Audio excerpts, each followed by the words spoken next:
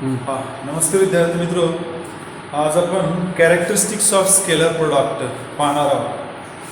पहिल्यांदा आपण scalar product म्हणजे काय हे आधी पाहूया. आपण scalar product of two vectors, scalar product of two vectors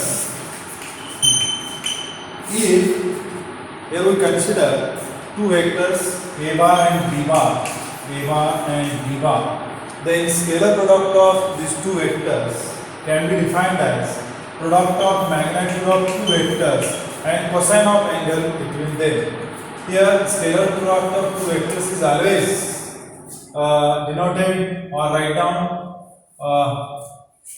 as dot. That's why it is called as a dot product. Here a bar dot b bar is equal to ab cos theta. Means याची property आपल्याला अशी सांगता येईल की scalar product जो आहे दोन वेक्टरचा हा नेहमी स्केलरच असतो. नेहमी स्केलर असतो. मग असं सांगता येईल आपल्याला scalar product of two vectors is always scalar. आता आपण या ठिकाणी हे जर फिगरच्या माध्यमातून पाहायचं झालं, समजा या ठिकाणी हा a बार वेक्टर आहे आणि हा जो आहे तो b बार वेक्टर आहे आणि याच्यामधला जो काही अँगल आहे तो थीटा आहे. देन स्केलर प्रोडक्ट जो आहे तो आपल्याला a bar dot b bar is equal to ab cos theta. Means scalar product of two vectors is product of magnitude of two vectors and cosine of angle between them, असं आपल्याला या ठिकाणी सांगता येईल. हा झाला scalar product of two vectors. तर यातील महत्त्वाचा जो भाग आहे scalar product of two vector is always scalar. यानंतर आपल्याला या ठिकाणी पुढे शिकायचं आहे कॅरेक्टरिस्टिक्स ऑफ स्केलर प्रोडक्ट. आता कॅरेक्टरिस्टिक्स ऑफ स्केलर प्रोडक्ट शिकत असताना कॅरेक्टरिस्टिक्स ऑफ स्केलर प्रोडक्ट त्यामध्ये पहिली जी काही कॅरेक्टरिस्टिक आहे ती शिकत असताना आपण ज्यामितीचा आधार घेणार आहोत. Here we consider two vectors like this a bar and b bar. Then we draw perpendicular from the end point of vector a bar on b. म्हणजे मी या ठिकाणी अशा पद्धतीचा परपेंडिक्युलर इथे ड्रॉ करतोय या एंड पासून.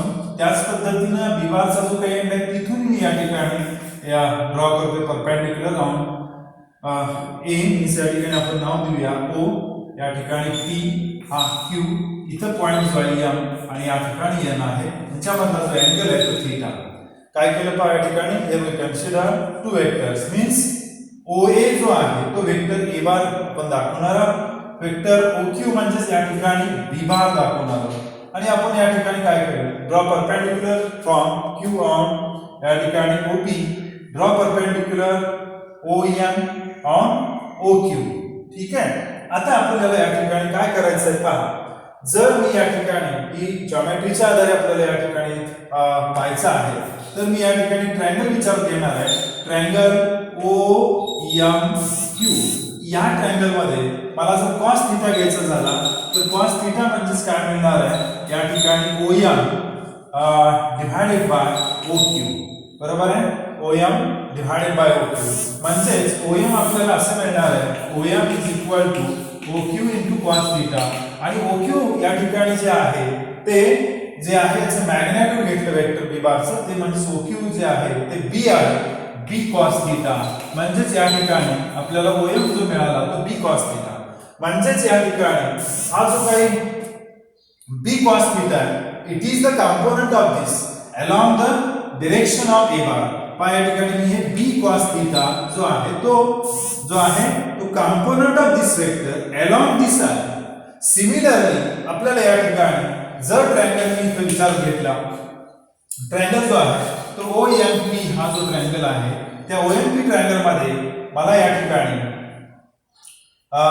काय करता येईल आपल्याला पहा O कुठे आहे ONP या ट्रायंगल मध्ये आपल्याला काय करता येईल या ठिकाणी इथं जसं मी cos थीटा घेतलेला आहे तसंच इथं आपल्याला या ठिकाणी घेता येईल. तो काय होईल या ठिकाणी cos थीटा मीन्स या ठिकाणी OM डिवाइडेड बाय OP असं होईल पहा. OM divided OP आणि मग आपल्याला जो ON आहे तो OP into cos theta means या ठिकाणी एक कॉस थिटा मिळाला. म्हणजे ON जो आहे कुठे आहे ON इथं आहे मीन्स या ठिकाणी जो आहे तो एक कॉस थिटा. आता काय झाला this is the component of this along the direction of vector d bar. हा आता हे आपण ज्योमेट्रीचा आधार घेऊन या ठिकाणी त्या वेगवेगळ्या किमती लिहिल्या आहेत आणि आपण मग या ठिकाणी पहा स्केलर प्रोडक्टची जी काही डेफिनेशन आहे त्यानुसार आपण a बार डॉट b बार हे कसं लिहितो a b cos थीटा. म्हणजेच या ठिकाणी a इंटू या ठिकाणी काय लिहिता येईल b cos थीटा आणि मग आपण काय सांगता येईल scalar product of two vectors is हा जो काही आहे तो या ठिकाणी component of b bar in a direction of a bar. ठीक आहे. हा तर आपण या ठिकाणी scalar product of two vectors a bar dot b bar is equal to product of magnitude of vector a bar and component of b bar in direction of a bar असं लिहिलं पहा. आणि लाईक दिस आपण हे जर आपण वेगळ्या पद्धतीने घेतलं तर आपण हे असे लिहू शकतो a bar dot b bar is equal to b into a cos theta. आता हे गुणाकारात इथं स्केलर असल्यामुळे चालू शकतं. हा जो a cos थीटा आहे it is the component of a means हे आपल्याला असं लिहिता येईल b into bracket component of a bar in direction of b बार. हे आपण या ठिकाणी ज्योमेट्रीच्या आधारे पहिली प्रॉपर्टी शिकलो दिसे या ठिकाणी scalar product of two vectors is like this. आता आपल्याला या ठिकाणी सेकंड प्रॉपर्टी शिकायची आहे. अर्थात ही सेकंड प्रॉपर्टी शिकत असताना scalar product obey law of commutative. जर या ठिकाणी त्या डॉट प्रोडक्ट मध्ये क्रम आपण बदलला तर राईट साइडच्या उत्तरावर काही परिणाम होत नाहीये. ही सेकंड प्रॉपर्टी आपल्याला शिकायची आहे. Scalar product obey law of commutative. मग या ठिकाणी पहा a bar dot b bar is equal to ab cos theta and b bar dot a bar is equal to ba cos theta. मग आपल्याला याच्यावर असं लिहिता येईल की a bar dot b bar is equal to b bar dot a bar. बरोबर आहे. ही साइड बरोबर आहे. ही टर्म राईट साइड टर्म त्यामुळे आपण हे असं सांगू शकतो आणि याच्यावर सांगता येईल scalar product obey law of commutative. ठीक आहे. थर्ड प्रॉपर्टी जी आहे scalar product obey law of distributive. हा या ठिकाणी थर्ड प्रॉपर्टी आपण विचारात घेतोय scalar product obey law of distributive. हे सांगत असताना here we consider three vectors like this a bar dot b bar. पहा a bar dot bracket b bar plus c bar is equal to a bar dot b bar plus a bar dot c bar असं आपल्याला सांगता येईल. Scalar product obey law of distributive म्हणजे हे विभागणी झाली याची डिस्ट्रीब्युशन झालं. त्यानंतर आपल्याला या ठिकाणी पुढे पाहायचं आहे या ठिकाणी scalar product of vector itself is equal to scalar product of vector itself. पुढची प्रॉपर्टी या ठिकाणी आपल्याला पाहायची आहे स्केलर प्रोडक्ट. समजा या ठिकाणी a bar is equal to b bar असेल तर आपण या ठिकाणी काय सांगू शकतो पहा डेफिनेशन काय a bar dot b bar is equal into cos is equal to ab पहा cos थीटा. आपण डेफिनेशन नुसार पाहणार आहोत. स्केलर प्रोडक्ट ऑफ वेक्टर इटसेल्फ हे मग काय होईल बघा a इंटू a आणि या ठिकाणी cos 0 होईल कारण हे दोन्ही एकाच डायरेक्शनला आहे. अँगल त्याच्यामधला जो आहे तो 0 आहे. इथं काय होणार आहे a स्क्वेअर आणि cos 0 ची किंमत 1. त्यामुळे या ठिकाणी आपल्याला असं लिहिता येईल scalar product of vector itself is equal to 0. पहा अर्थात या ठिकाणी a bar dot a bar is equal to a square असं आपल्याला सांगता येईल. आता याचाच आपल्याला या ठिकाणी पुढे जाऊन असं म्हणता येईल या ठिकाणी पहा scalar product of vector itself is equal to square of its magnitude हे सांगितलं किंवा हे अँगल वरून सुद्धा सांगता येईल आपल्याला.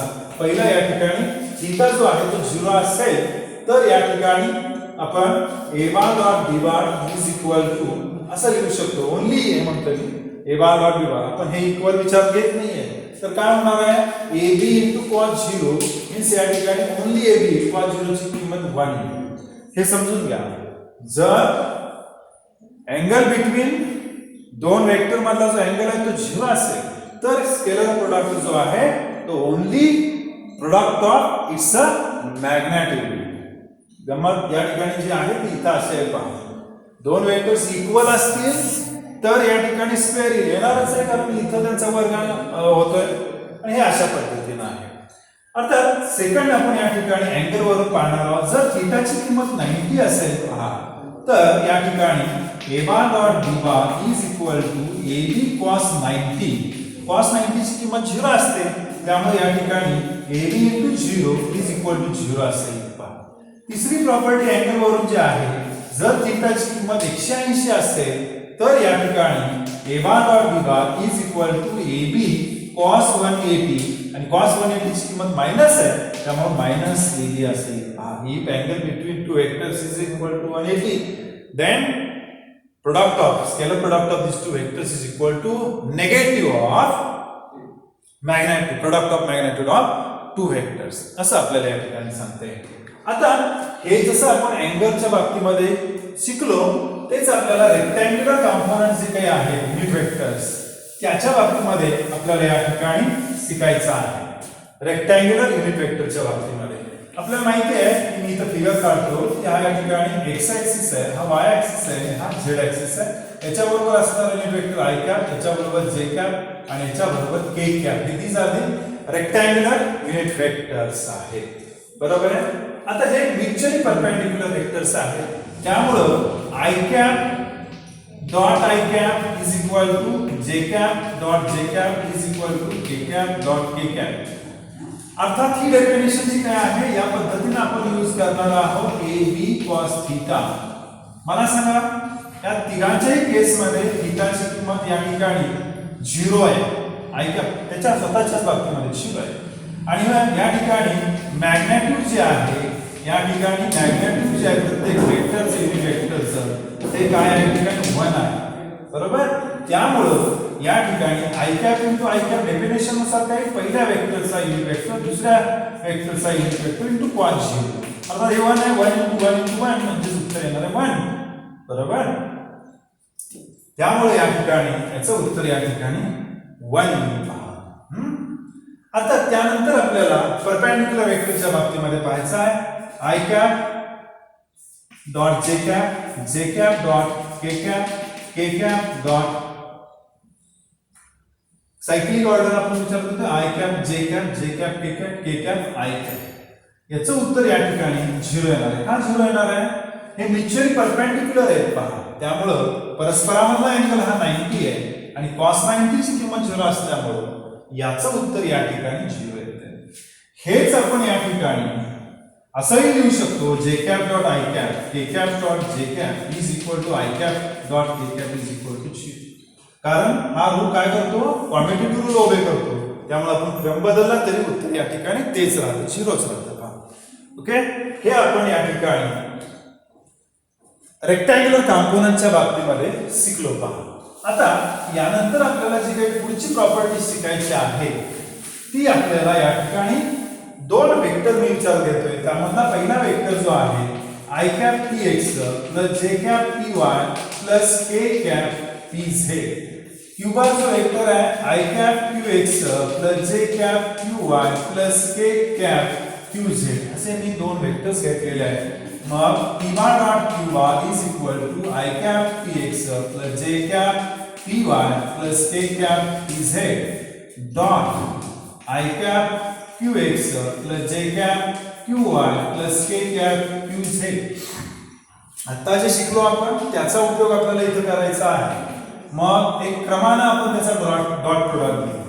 i cap dot i cap px qx plus याचा hs i cap dot j cap px qy plus i cap dot k cap px qz plus j cap dot i cap py qx plus j cap dot j cap py qy plus j cap dot k cap py qz plus k cap dot i cap pz qx k cap dot j cap pz qy plus K cap dot K cap P Z Q Z.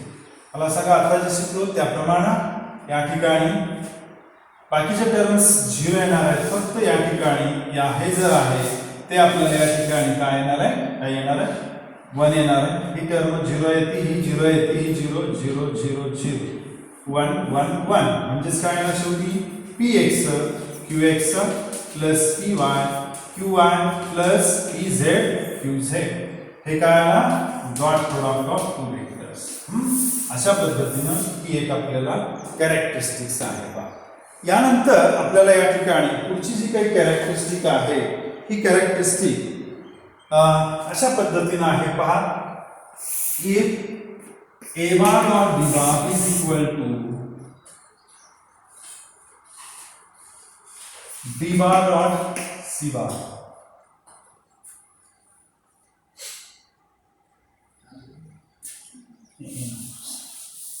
इथपर्यंत आपल्याला ठीक. इथं धन्यवाद.